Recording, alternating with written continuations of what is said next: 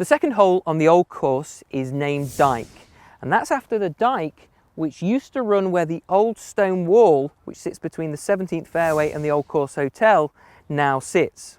Now, in more recent times, the hole is famous for when John Daly beat Constantina Rocca in 1995.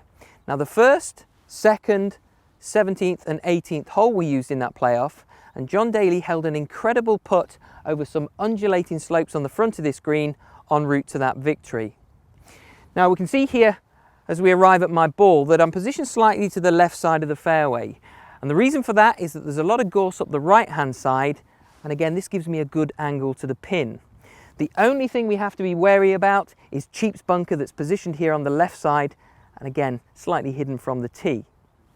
So I'm going to put my bag down here, and on the old course it's famous for having a lot of sprinkler heads, and we can see one here slightly ahead of where my ball's finished, and it says I've got 132 yards to the front of the green. So 33, 34, 35, 36, 37, so 137 yards to the front of the green. I know the pin's 20 on, so I've got 157 yards to my flag. Now for me that's a really good 8-iron, a nicely struck 8-iron, so I'm going to select that club.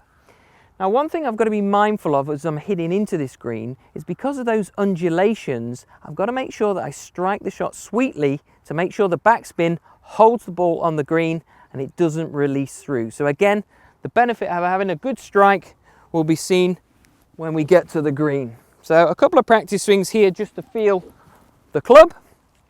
Now I'm going to walk in, I'm going to take aim pretty much at this flag and aim for that sweet strike.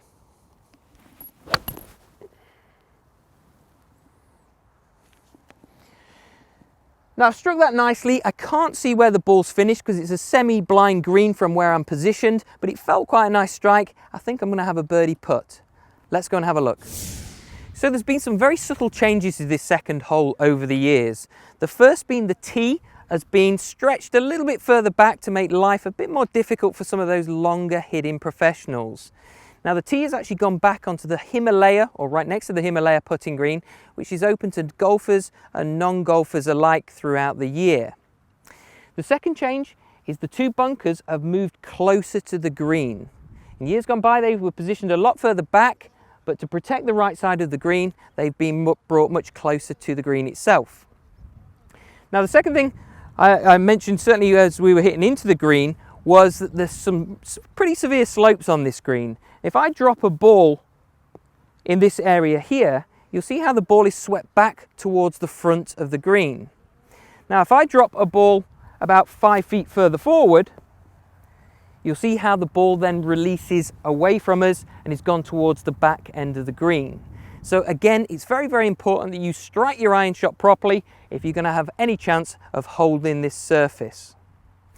Now, the original ball that we hit in is over here to my left, and you can see I've hit it to about 20 feet short of the flag. But again, anything or any time we're putting for birdie on this hole, I think we'd be very, very happy. So I'm just going to have a little look at the line here. Try and match my pace up to that line, and we'll see what happens after that.